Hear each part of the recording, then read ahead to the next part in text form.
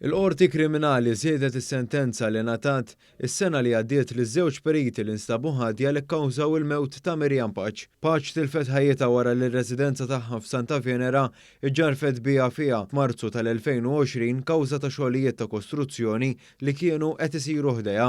Is-sena li għaddiet il-periti Rodrik Camilleri mir-Rabat u Anthony Manġon mill-Gżira instabu ħadja li kkawżaw il-mewt ta' Paċ kawża ta' negliġenza filwaqt li kkawżaw ħsarat f'vinjiet oħra fil-qrib. Camilleri kien instab ħati wkoll li għamel dikjarazzjoni falsa lill-awtoritajiet pubbliċi. Il-qorti tal-Maġistrati ordinat lil Camilleri biex jagħmel 480 siegħa fil-komunità flimkien ma' ħlas ta' multa ta' 10,000 euro filwaqt li lil Manġon ordnat lu jaħdem 400 siegħa fil-komunità u aħlitu multa ta' 8,000 euro. L-Avukat Ġenerali appella s-sentenza.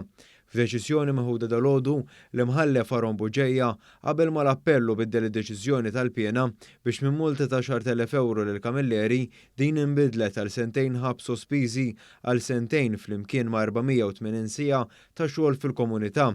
Intant il-qorti llum sabet lil Manġon ħati li ma kienx preżenti għal xogħol perikolus li kien għaddej li makkuża fil-bidu ma kienx instab ħati tagħha.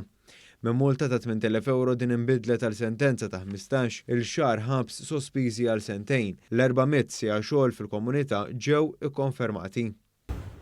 Il-qorti tal-appell kriminali preseduta mill-imħallef Giovanni Grixti rrifjutat żewġ appelli minn Nizar El Gadi li kien weħel sentenza ta' umru l-ħabs wara l-instab ħati li qatel lill-eks mara tiegħu, l-avukat Margaret Mifsud.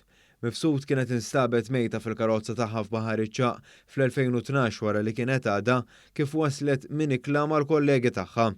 Fl-2016 El Gadi weħel ukoll 3 snin ħabs talli kien sawwat lill-avukat f'każ qabel u ta' dan appella s-sentenza.